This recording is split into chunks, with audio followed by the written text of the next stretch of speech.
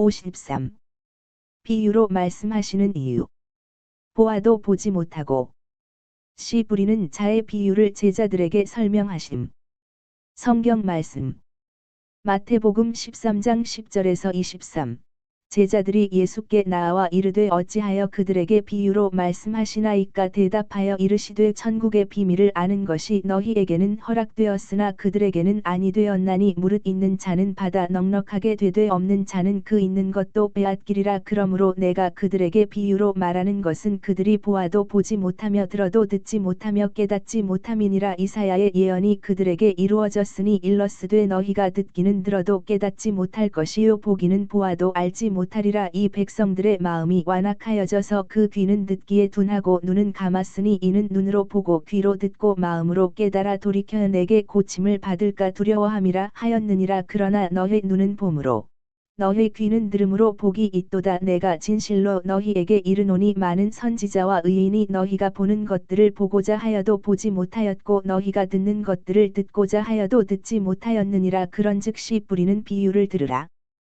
아무나 천국 말씀을 듣고 깨닫지 못할 때는 악한 자가 와서 그 마음에 뿌려진 것을 빼앗나니 이는 곧 길가에 뿌려진 자요 돌밭에 뿌려졌다는 것은 말씀을 듣고 즉시 기쁨으로 받되 그 속에 뿌리가 없어 잠시 견디다가 말씀으로 말미암아 환난이나 박해가 일어날 때에는 곧 넘어지는 자요 가시떨기에 뿌려졌다는 것은 말씀을 들으나 세상의 염려와 재물의 유혹에 말씀이 막혀 결실하지 못하는 자요 좋은 땅에 뿌려졌다는 것은 말씀을 듣고 깨닫는 자니 결실하여 어떤 것은 100배, 어떤 것은 60배, 어떤 것은 30배가 되느니라 하시더라.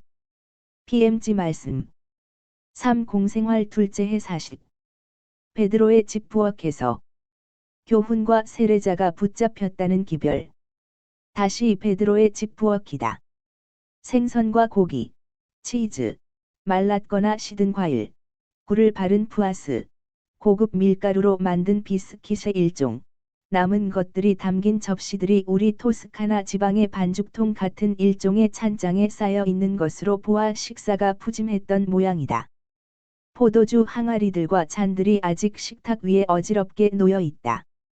베드로의 아내는 남편을 기쁘게 하려고 기적적인 일을 하였고 하루 종일 일하였다. 이제는 피곤은 하지만 만족하여 한 구석에 있으면서 남편이 하는 말과 다른 사람들이 하는 말을 듣고 있다. 그 여자는 남편을 바라본다. 남편이 좀 까다롭기는 해도 그에게는 위대한 사람임이 틀림없다. 전에는 뱀이 그물이니 물고기니 돈이니 하는 말만 하던 남편이 새로운 말을 하는 것을 들을 때에는 마치 너무 강한 빛으로 눈이 부신 듯이 눈을 깜박인다. 베드로는 예수께 식사를 대접한 것이 기뻐서 그런지 나온 음식이 푸짐했기 때문에 기뻐서 그런지 오늘 저녁은 정말 영감이 떠올라서 그에게서는 군중들에게 설교할 미래의 베드로의 모습이 나타난다. 동료가 어떤 비판을 하였기에 잘 짜여진 베드로의 이런 대답이 나왔는지 모르겠다. 그들은 바벨탑을 쌓던 사람들이 당한 것과 같은 일을 당할 거야. 그들의 교만으로 그들의 이론이 무너져서 거기에 갈리고 말 거야. 안드레아가 형에게 반론을 제기한다. 그렇지만 하느님께서는 지극히 자비로우셔. 하느님께서는 그들에게 뉘우칠 시간의 여유를 주시려고 무너지는 것을 막으실 거야. 그런 생각 말아라. 그들은 그들의 교만을 완성하기 위해서 중상과 박해를 쓸 거다. 5. 나는 그걸 벌써 예감한다. 우리를 가증스러운 증인들처럼 흩어버리려고 우리를 박해할 것을. 그리고 그들이 진리를 음흉하게 공격하겠기 때문에 하느님께서 벌을 주셔서 그들은 멸망할 거다. 우리가 저항할 힘이 있을까? 하고 토마가 묻는다. 바로 그거야. 나는 그럴 힘이 없을 걸세. 그렇지만 나는 선생님을 믿어 이렇게 말하면서 베드로는 선생님을 가리킨다. 예수께서는 당신의 표정이 풍부한 얼굴을 가리시려는 것처럼 머리를 조금 기울이시고 서서 들으시며 잠자코 계시다. 나는 하느님께서 우리 힘에 겨운 시련은 주지 않으시리라고 생각해 하고 마테오가 말한다. 그렇지 않으면 적어도 시련에 따라서 우리 힘을 더 세게 해주실 거야 하고 알페오의 야고보가 결론을 내린다. 하느님께서는 벌써 그렇게 해주셔. 나는 부자고 권력이 있었어. 만일 하느님께서 당신 계획을 위해 나를 보존하고자 하지 않으셨더라면 나는 박해를 당하고 문둥병자가 되었을 때 실망해서 죽었을 거야. 나 자신에 대한 심한 증오를 품었을 거야. 그런데 그러지를 않고 내 전적인 몰락 위에 전에는 도무지 가져본 적이 없는 새 보물이 내려왔어. 하느님이 계시다는 확신이라는 보물이었지 전에는. 하느님이? 그래. 나는 믿는 사람이었고 충실한 이스라엘 사람이었지. 하지만 그건 형식주의적인 믿음이었어. 그래서 하느님의 상이 항상 내 덕행에 미치지 못하는 것 같이 생각되었었어. 내가 이 세상에서 아직 대단한 사람이라고 느꼈기 때문에 감히 하느님과 논쟁을 했었어. 시몬 베드로의 말이 옳아. 나도 내 나에 대한 자기 칭찬과 만족으로 바벨탑을 쌓고 있었어. 모든 것이 내 위로 무너져 내리고 저 모든 쓸데없는 인간적인 것에 무게에 짓눌린 벌레같이 되었을 때에야 나는 하느님과 논쟁을 하지 않고 나 자신과 분별 없는 나 자신과 논쟁하게 되었고 마침내 나 자신을 부수고 말았어. 그리고 지상에 사는 우리 존재 위에 내재하시는 하느님이라고 생각되는 그 길을 걸으면서 그렇게 하면 할수록 새로운 힘과 새로운 재물에 도달하게 되었네. 내가 혼자가 아니라 인간과 악에게 쓰러진 사람을 하느님이 지켜주신다는 확신 말일세. 자네 생각에는 하느님이 어떤 분이라고 생각하나? 자네가 지상에 사는 우리 존재 위에 내재하시는 하느님이라 말한 그 분 말이야 그게 무슨 뜻인가? 나는 이해하지 못하겠고 그것은 이단인 것 같이 생각되네. 하느님은 우리가 율법과 예언자들을 통해서 아는 분이야 다른 하느님은 안 계셔 하고 가리옷의 유다가 좀 엄하게 말한다. 요한이 여기 있었으면 나보다 더 낮게 말할 걸세. 그러나 나는 내가 아는 대로 말하는 걸세. 하느님은 우리가 율법과 예언자들을 통해서 아는 분이지. 그건 사실이야. 그러나 무엇을 가지고 우리가 하느님을 아는가? 어떻게? 알페오의 유다가 펄쩍 뛴다. 우리는 별로 알지도 못하고 제대로 알지도 못해. 하느님이 어떤 분이라고 우리에게 묘사한 예언자들은 그래도 그 분을 알고 있었지. 그렇지만 우리는 하느님에 대해서 분파들이 거듭거듭 포개놓은 설명의 혼잡한 무더기를 통해서 약하게 새어나오는 희미한 개념을 가지고 있네. 분파라니? 아니 자넨 어떻게 말하는 거야? 우리는 분파는 없어. 우리는 율법의 아들들이야. 모두 가리옷 사람은 분개하여 공격적으로 말한다. 법률들의 아들이지. 율법의 아들이 아니야. 율법과 법률 사이에는 약간의 차이가 있네. 그러나 사실에 있어서는 이렇네. 우리는 우리가 만들어낸 것의 아들들이지 하느님께서 우리에게 주신 것의 아들들은 아니란 말일세 하고 타데오가 대꾸한다. 법률들은 율법에서 나왔어 하고 가리옷 사람이 말한다. 병들은 우리 몸에서 생겨나네. 그렇지만 자네는 병들이 좋은 것이라고 말하는 것은 아니겠지 하고 타데오가 대꾸한다. 그렇지만 열성당원 시몬이 말하는 내재하시는 하느님이 어떤 분이신지 내게 알게 해주게 알페오의 유다의 지적에 대꾸할 수가 없는 가리옷 사람은 문제를 출발점으로 도로 가지고 가려고 해본다. 열성당원 시몬이 말한다. 우리 감각 능력에는 어떤 개념을 파악하기 위해서는 언제나 어떤 용어가 필요하네. 우리 각자는 내가 말하는 것은 믿는 우리 말일세. 우리 각자는 신앙의 힘으로 지극히 높으신 주님이시고 조물주이신 하늘에 계신 영원하신 하느님을 믿네. 그러나 인간에게는 누구에게나 이 꾸밈없고 더럽혀지지 않고 형체가 없어서 천사들에게나 알맞고 충분한 이 믿음 이상의 것이 필요하네. 천사들은 하느님과 더불어 신령한 성질을 나누어 가지고 있고 하느님을 보는 능력을 가지고 있어서 하느님을 영적으로 보고 사랑하네. 하지만 우리는 하느님의 모습을 만들어 가질 필요가 있어 이 모습은 우리가 하느님의 절대적인 완전의 이름을 붙이기 위해서 하느님께 드리는 본질적인 특성들로 되어 있네. 영혼이 집중되면 집중될수록 하느님을 아는 데에서 정확성을 더 가지게 되네. 내재하시는 하느님이라는 말로 뜻하는 것이 이걸세. 나는 철학자가 아니야. 내 용어가 어쩌면 잘못 적용되었는지도 모르겠네. 그러나 요컨대 내게 있어서 내재하시는 하느님은 하느님에 대한 느낌, 우리 정신으로 하느님을 지각하는 것이고 그분을 추상적인 관념으로 느끼고 지각하는 것이 아니라 우리에게 새로운 힘과 새로운 평화를 주시는 실제적인 현존으로 느끼고 지각하는 것일세. 좋아. 자네는 어떻게 하느님께 대한 느낌을 가지나?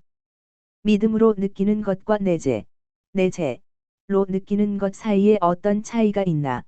하고 가리옷 사람이 약간 빈정거리는 투로 묻는다. 하느님은 안전이시네. 이 젊은이야 하고 베드로가 말한다. 내가 글자대로는 못 알아듣지만 그 정신은 이해하는 그 용어를 써 가면서 그리고 우리의 불행은 하느님의 말씀의 글자 뜻을 알아들으면서 그 정신은 이해하지 못하는 것이라는 걸 잘 생각해 보게. 시몬이 말하는 것 같이 자네가 하느님께 대한 느낌을 가진다는 것은 하느님의 무시무시한 위엄에 대한 개념을 가지게 될 뿐 아니라 하느님의 지극히 다정스러우신 아버지다운 감정에 대한 개념도 가지게 된다는 말일세. 그것은 온 세상이 자네를 옳지 않게 판단하고 단죄하더라도 자네는 자네에게는 아버지가 되시는 오직 한 분뿐이신 영원하신 그 분은 자네를 심판하지 않으시고 오히려 자네 죄를 사해 주시고 자네를 위로해 주신다는 느낌을 가진다는 말일세. 그것은 모든 세상 사람이 자네를 미워하더라도 자네는 온 세상보다도 더 큰 사랑이 자네 위에 있음을 깨닫는다는 느낌을 가진다는 뜻일세. 그것은 자네가 옥에 갇혀 있거나 사막에 외따로 격리되어 있어도 어떤 분이 자네에게 내 아버지와 같이 되도록 거룩하여라 하고 말한다는 것을 자네가 항상 느낀다는 말일세. 그것은 우리가 마침내 있는 그대로 지각하기에 이르는 하느님 아버지께 대한 참된 사랑으로 인간적으로 따지지 않고 받아들이고 노력하고 취하거나 버리거나 하면서 사랑으로 사랑에 보답하고 자기의 행동으로 할 수 있는 대로 하느님을 모방한다는 말일세. 자넨 참 교만하구먼. 하느님을 모방하다니? 이것은 자네에게 허락되지 않아. 하고 가리옷 사람이 판단을 내린다. 이것은 교만이 아니야. 사랑은 우리를 순종으로 이끌어가네. 하느님을 모방하는 것이 내 생각에는 하나의 순종의 형태 같아. 하느님께서는 당신 모습과 비슷하게 우리를 만드셨다고 말씀하시니까 말이야 하고 베드로가 대꾸한다. 하느님이 우리를 만드셨어. 그렇지만 우리는 더 높이 올라가서는 안 돼. 아니, 이 사람아. 만일 자네가 그렇게 생각한다면 자네는 불행한 사람일세. 자네는 우리가 타락했다는 것과 하느님은 우리를 우리의 이런 지위로 도로 데려가시고자 하신다는 것을 잊고 있구먼. 예수께서 말씀을 하신다. 베드로와 유다와 너희 모두들. 그보다도 훨씬 더하다. 아담의 완전은 그를 그의 창조주와 점점 더 비슷한 모습이 되게 하였을 사랑의 덕택으로 더 커질 수 있었다. 죄의 흠이 없었더라면 아담은 하느님의 가장 깨끗한 거울이었을 것이다. 그렇기 때문에 내가 너희들에게 하늘에 계신 아버지께서 완전하신 것과 같이 완전하여라 하고 말하는 것이다. 아버지와 같이. 그러니까 하느님과 같이 말이다. 베드로도 썩 잘 말했고 시몬도 그렇다. 그들의 말을 기억하고 그것을 너의 영혼에 적용하기를 부탁한다. 베드로의 아내는 남편이 이렇게 칭찬 듣는 것을 듣고 기뻐서 하마터면 기절할 뻔하였다. 그 여자는 지극히 행복하여 조용히 그의 베일 뒤에서 울고 있다. 베드로는 어떻게나 얼굴이 새빨개졌던지 뇌졸중을 일으킨 것 같다. 그는 한동안 잠자코 있다가 말한다. 자 그럼 상급을 주십시오. 오늘 아침의 비유. 다른 사도들도 베드로와 합류하여 말한다. 그렇습니다. 선생님이 말씀하셨어요. 비유는 비교를 이해하게 하는데 매우 유익합니다. 그러나 저희들은 그 비유들이 비교 이상의 뜻이 있다는 것을 깨닫습니다. 왜 그 사람들에게 비유로 말씀하십니까? 그들에게는 내가 설명하는 것 이상의 것을 알아듣는 은혜가 주어지지 않았기 때문이다. 너희들에게 훨씬 더 많이 주어진 것은 내 사도들인 너희는 신비를 알아야 하기 때문이다. 따라서 너희들에게는 하늘나라의 신비를 이해하는 은혜가 주어졌다. 그렇기 때문에 비유의 정신을 이해하지 못하면 물어보라고 너희에게 말한 것이다. 너희는 모든 것을 바쳤다. 그래서 이번에는 너희들도 모든 것을 줄 수 있게 하려고 너희에게 모든 것이 주어진 것이다. 너희들은 애정, 시간, 이해관계, 자유, 목숨 따위 모두를 하느님께 바친다. 그래서 하느님께서도 그 감음으로 그리고 너희들이 너희들 뒤에 오는 사람들에게 하느님의 이름으로 모든 것을 줄 수 있게 하시려고 너희에게 모든 것을 주신다. 그래서 가진 사람은 더 풍성하게 받을 것이다. 그러나 일부분만 주었거나 도무지 주지 않았거나 한 사람은 그가 가진 것까지 빼앗길 것이다. 내가 그들에게 비유로 말하는 것은 그들이 보면서 하느님의 말씀에 찬성하겠다는 그들의 의지가 비추어 주는 것만을 발견하게 하려는 것이고, 그들이 귀 기울여 들으면서 역시 찬성하겠다는 의지로 듣고 이해하게 하려는 것이다. 그런데 너희들은 이런 것을 본다. 즉 많은 사람이 내 말을 듣지만 하느님 편이 되는 사람은 별로 없다. 그들의 정신에는 착한 뜻이 없다. 그들에게는 이사야의 예언이 맞아 들어간다. 너희들이 귀를 기울이겠지만 보지 못할 것이고, 눈을 뜨고 바라보겠지만 보지 못할 것이다. 그것은 이 백성의 마음이 무관심하고 귀가 먹었고 눈이 감겨 있어서 보지도 못하고 듣지도 못하고 마음으로 듣지도 못하고 내가 그들을 고쳐주도록 회개도 하지 못하기 때문이다. 그러나 너희들은 너희들의 보는 눈과 너희들의 듣는 귀와 너희들의 착한 뜻 때문에 지극히 행복하다. 너희들에게 분명히 말한다마는 많은 예언자와 많은 의인이 너희가 보는 것을 보기를 갈망했지만 보지 못했고 너희가 듣는 것을 듣기를 갈망했지만 듣지 못했다. 그들은 말씀의 신비를 이해하려고 갈망하며 애태웠지만 예언의 빛이 꺼지고 난 후에는 말들이 죽은 숯불과 같은 상태로 있었다. 그 말을 한 성인의 경우에도 그러했다. 다만 하느님만이 당신 자신을 드러내신다. 하느님의 빛이 신비를 비추는 그 목적을 달성하고 나서 물러가면 이해할 수 없게 하는 무능이 마치 미이라를 감은 붕대와 같이 받은 말씀의 훌륭한 진리를 꽉 둘러싼다. 그렇기 때문에 오늘 아침 내게 이런 말을 한 것이다. 내가 내게 준 것을 모두 도로 찾아낼 날이 올 것이다 하고 지금은 내가 기억을 하지 못한다. 그러나 이 다음에는 내 위에 빛이 올 것인데 잠깐 동안만 머물려고 오지 않고 영원한 영과 내 영을 깨질 수 없는 결합으로 맺으려고 올 것이니 이 결합으로 인하여 하느님의 나라에 관한 내 가르침은 그르칠 수 없는 것이 될 것이다. 그리고 내게 대해서 그렇게 될 것과 같이 내 후계자들에 대해서도 그들이 하느님을 유일한 빵으로 삼아 살아가면 그렇게 될 것이다. 이제는 비유의 정신을 들어라. 우리에게는 네 가지 밭이 있다. 기름진 밭, 가시나무가 어지럽게 자라는 밭, 돌이 많은 밭, 그리고 길이 여러 갈래로 나 있는 밭이 있고 또 우리에게는 또 네 가지 종류의 정신이 있다. 그들의 노력과 사도의 훌륭한 일도 준비가 된 성실한 사람들, 착한 뜻을 가진 사람들이 있다. 사도라고 하는 것은 참다운 사도를 말하는 것이다. 개중에는 사도라는 이름만 가지고 있을 뿐이고 정신은 가지고 있지 않은 사도들도 있기 때문이다. 이 사도들은 형성 중에 있는 정신에 대해서 새와 가시나무와 조약돌 자체들보다도 더 큰 손해를 입힌다. 그들의 비타협성, 그들의 서두름, 그들의 비난, 그들의 위협으로 하도 길을 헛갈리게 해서 사람들로 하여금 영원히 하느님에게서 멀어지게 한다. 이와는 정반대로 부적당한 친절로 끊임없이 물을 주어 너무 무른 땅에서 씨를 썩게 하는 사람들도 있다. 그들이 씩씩하지 못한 탓으로 그들이 돌보는 영혼들을 나약하게 만든다. 그러나 우리는 진짜 사도들, 즉 하느님의 참다운 거울인 사도들만 검토하기로 하자. 그들은 그들의 주님과 같이 온정이 넘치고 자비롭고 참을성 있으면서 동시에 강하다. 그래서 이들 사도와 그들 자신의 의지로 준비된 사람들은 돌과 가시나무가 없고 계밀과 가라지가 없는 기름진 밭과 비교할 수가 있다. 그들 안에서는 하느님의 말씀과 다른 어떤 말씀도 잘 자란다.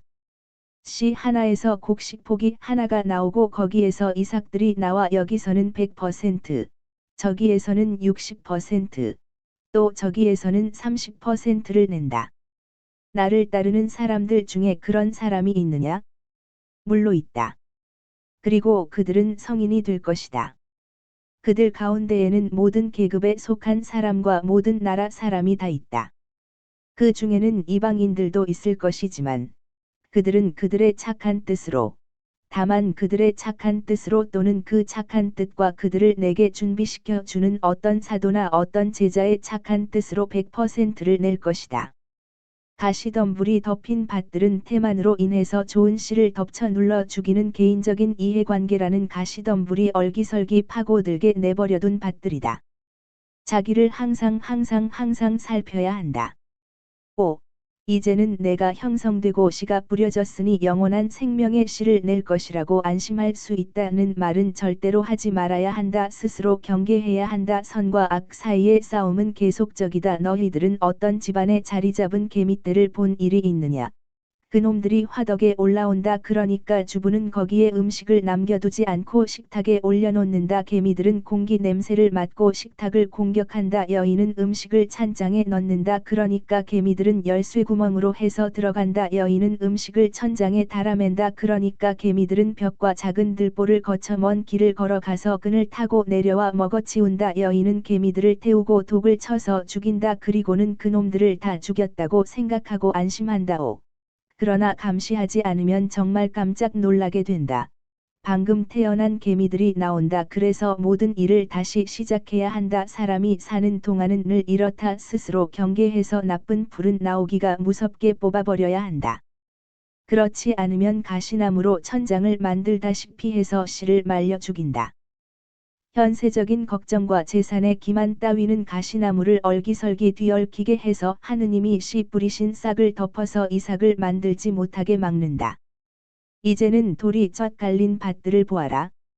이스라엘에는 이런 밭이 얼마나 많은지 모른다. 이들은 내 사촌 유다가 아주 적절히 말한 것과 같이 법률의 자식들에 속하는 밭들이다. 거기에는 증언의 유일한 돌이 없고 율법의 돌이 없다. 있는 것은 사람들이 만들어낸 작고 보잘것없는 인간적인 법률들의 돌무더기 뿐이다. 돌이 하도 많이 쌓여서 그 무게로 율법의 돌을 덮은 딱지를 만들었다. 이것은 씨가 도무지 뿌리를 내리지 못하게 막는 돌무더기이다. 뿌리가 영향을 받지 못한다. 흙이 없으니 양액. 이 없다. 물은 밭고랑에 돌이 쫙 갈린 위에 괴어 있기 때문에 썩게 한다. 해는 밭고랑을 뜨겁게 해서 작은 풀들을 시들게 한다. 이것은 하느님의 단순한 가르침을 복잡한 인간적인 가르침으로 바꾸어 놓은 사람들의 정신이다. 그들은 내 말을 받아들여도 기꺼이 받아들인다. 그 즉석에서는 내 말이 그들을 흔들고 그들의 마음을 끈다. 그러나 그 다음에는 밭에서 즉 영혼과 정신에서 그럴듯한 말들을 늘어놓는 사람들의 모든 돌들을 치우기까지 땅을 파기 위하여 영웅적인 정신이 필요할 것이다. 그러면 씨가 뿌리를 내리고 든든한 포기가 생겨날 것이다. 그렇지 않으면 아무것도 생겨나지 않는다. 사람들의 보복을 무서워하면 그것으로 끝장이다. 그렇지만 이 다음에는 어떻게 될까? 세도가들이 내게 어떻게 할까? 하고 생각하기만 하면 끝장이다. 불쌍한 씨는 영양분이 없어 시들 것이나 돌무더기 전체가 참 계명에 대체된 100가지 1000가지 계명의 헛된 소리로 요란하게 흔들리기만 하면 그만이다. 그러면 사람은 그가 받은 씨와 더불어 죽고 만다. 이스라엘은 이런 사람 투성이이다. 하느님께로 가는 길이 어떻게 인간의 권력의 길과 반대 방향으로 가는지 이것으로 설명된다. 끝으로 길이 여러 갈래가 나고 먼지가 쌓인 벌거숭이 밭들이 있다. 이것은 세속적 쾌락을 즐기는 사람들과 이기주의자들의 밭이다. 그들의 안락이 그들의 법률이고 향락이 그들의 목적이다. 피로하지 않고 활동을 안 하고 웃고 먹고 하는 것. 세속의 정신이 그들에게 있어서는 왕이다. 세속적 쾌락에 대한 취미의 먼지가 땅을 덮어서 땅이 불모가 된다. 주의산만 을 상징하는 새들이 생활을 더 쉽게 하려고 터놓은 수많은 길을 덮친다. 세속 즉 마귀의 정신이 모든 관능성과 모든 경솔함을 받아들이는 이 땅에 떨어진 씨란 씨는 모두 먹고 못 쓰게 만든다. 알아들었느냐? 또 질문할 다른 것이 있느냐? 없어. 그러면 내일 가파르나움으로 떠나기 위해 쉬러 갈 수 있겠다. 나는 과월절을 지내러 예루살렘으로 가는 여행을 시작하기 전에 또 한 군데 가야 할 때가 있다. 또 아리마테아로 지나갑니까? 하고 가리옷 사람이 묻는다. 그것은 확실치 않다. 그것은 상황에 따라서. 문을 세차게 두드리는 소리가 들렸다. 아니 이런 시간에 누굴까? 하고 베드로가 말하면서 문을 열러 가려고 일어난다. 그것은 엉망이 되어 가지고 먼지를 뒤집어 쓴 채 나타나는 요한이었다. 그의 얼굴에는 눈물 자국이 완연하다. 자네가 여길 하고 모두가 외친다. 아니 무슨 일이 일어나 거야?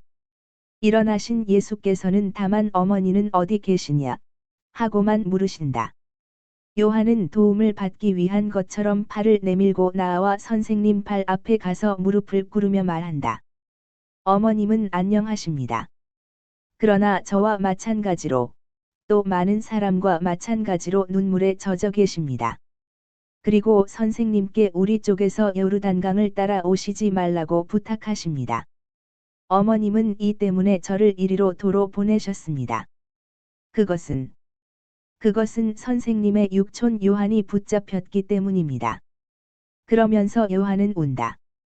그리고 거기 있는 사람들이 커다란 근심에 사로잡힌다. 예수께서는 얼굴이 매우 창백해지신다. 그러나 혼란에 빠지지는 않으신다. 다만 이렇게만 말씀하신다. 일어나서 이야기하여라.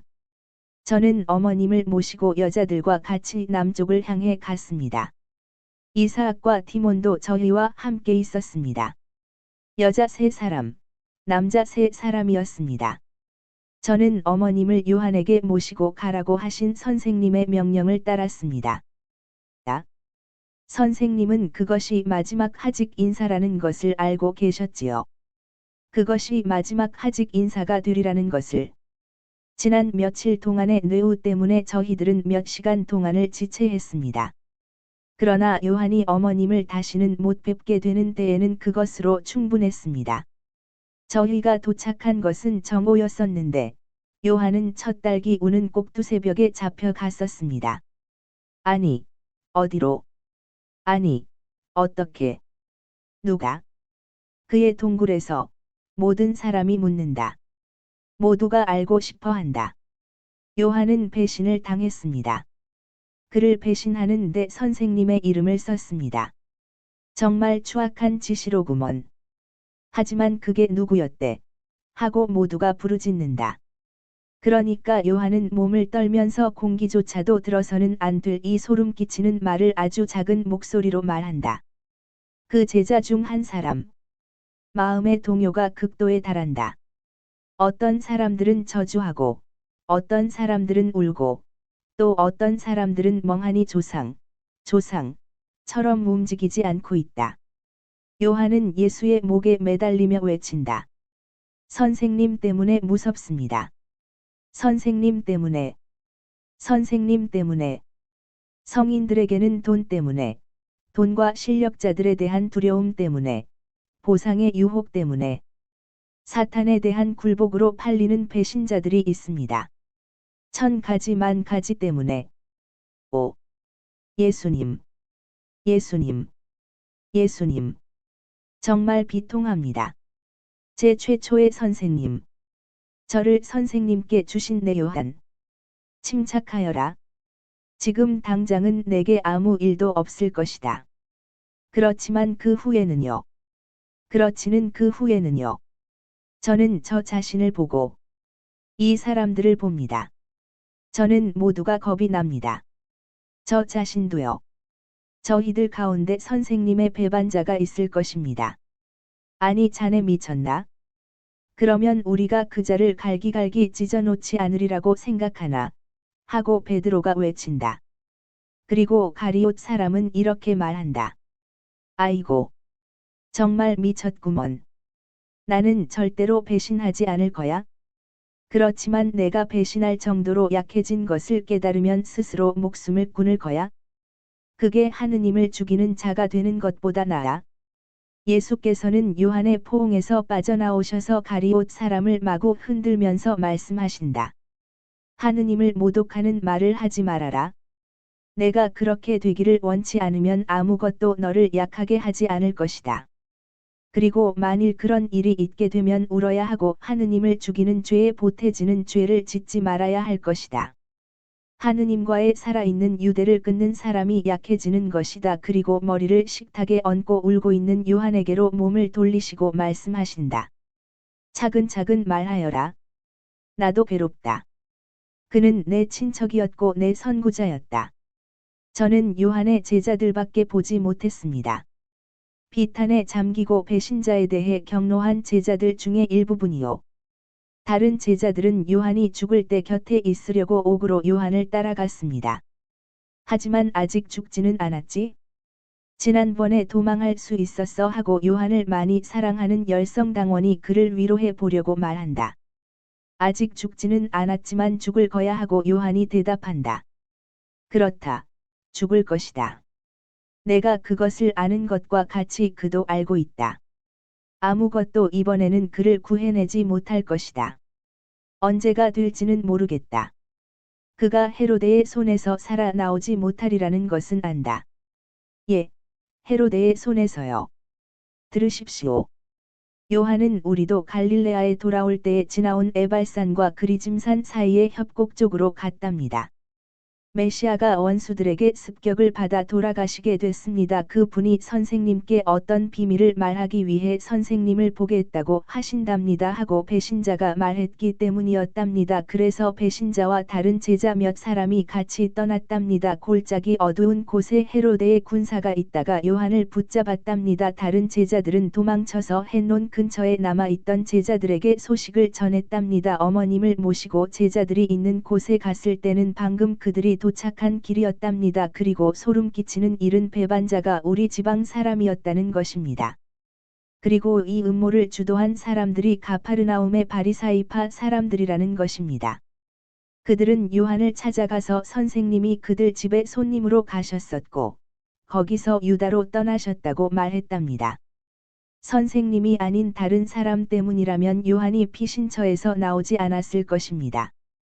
요한의 이야기에 죽음과 같은 침묵이 뒤따른다. 예수께서는 그 이상 견딜 수 없게 되신 것 같다. 매우 검푸른 눈에는 눈물이 글썽한 것 같다. 예수께서는 머리를 기울이시고 아직 한 손을 요한의 어깨에 얹으신 채 거기 서 계신데 손이 약간 떨려서 흔들린다. 아무도 감히 말을 하지 못한다. 예수께서 침묵을 깨뜨리신다. 우리는 다른 길로 해서 유다로 간다. 그러나 내일 나는 할 수 있는 대로 일찍 가파르나움에 가야 한다. 너희들은 쉬어라. 나는 올리브밭에 올라가겠다. 나는 혼자 있을 필요가 있다. 그러면서 다른 말씀은 더하지 않고 나가신다. 분명히 울려고 가시는 거다 하고 알페오의 야고보가 중얼거린다. 형, 우리도 따라가 하고 유다 타데오가 말한다. 아니야. 우시게 내버려두게. 다만 살그머니 나가서 엿듣세. 나는 사방에 함정이 있지 않을까 걱정일세 하고 열성당원이 대답한다. 그래, 가세. 우리 어부들은 호숫가로 가세. 그러면 누가 호수에서 오면 우리가 보게 될 거야? 자네들은 올리브나무들 사이에 가 있게. 선생님은 틀림없이 호두나무 가까이 늘 계시는 곳에 계실 거야? 새벽에 할 수 있는 대로 일찍 떠나도록 배를 준비하세. 저 교활한 자들. 내가 뭐랬어? 이봐 젊은이. 그런데 어머님은 아주 안전하신가? 야. 그럼 요한의 제자인 목자들까지도 어머니와 같이 갔어. 안드레아. 우리는 이제 우리의 요한을 다시는 볼 수 없게 됐어. 입 닥쳐. 입 닥치라고. 나는 이게 꼭 벚국이 울음소리 같아. 한 놈이 먼저 울면 다른 놈이 또. 제발. 입들 닥쳐. 자네들이 또 선생님에 대한 불행 이야기를 하면 우선 자네들 허리에 내 노의 맛을 보여줄 거야. 하고 베드로가 몹시 화가 나서 소리친다. 자네들은 하고 베드로는 이어 올리브나무 사이에 있는 사람들에게 말한다. 몽둥이들을 들고 있게. 굵은 나뭇가지들을 말이야. 장작 광에 있으니까 자네들의 무기를 들고서 흩어져 있게. 예수님을 해치려고 예수님 가까이에 오는 자는 누구든지 죽여버리는 거야. 제자들. 새 제자들에 대해서는 신중해야 해. 하고 필립보가 외친다. 새 제자는 모욕을 당한다고 느끼고 말한다. 저를 의심하시는 것입니까? 선생님께서 저를 택하시고 원하셨는데요. 당신 말을 하는 것이 아니라 율법학자와 바리사이퍼의 사람들, 또 그들을 대단히 좋아하는 사람들에 대해서 말하는 거요. 파멸은 거기서 올 거요. 틀림없소. 그들은 나와서 흩어져 어떤 사람들은 배 안으로 들어가고 어떤 사람들은 야산의 올리브나무 가운데로 간다. 그리고 모든 것이 끝난다.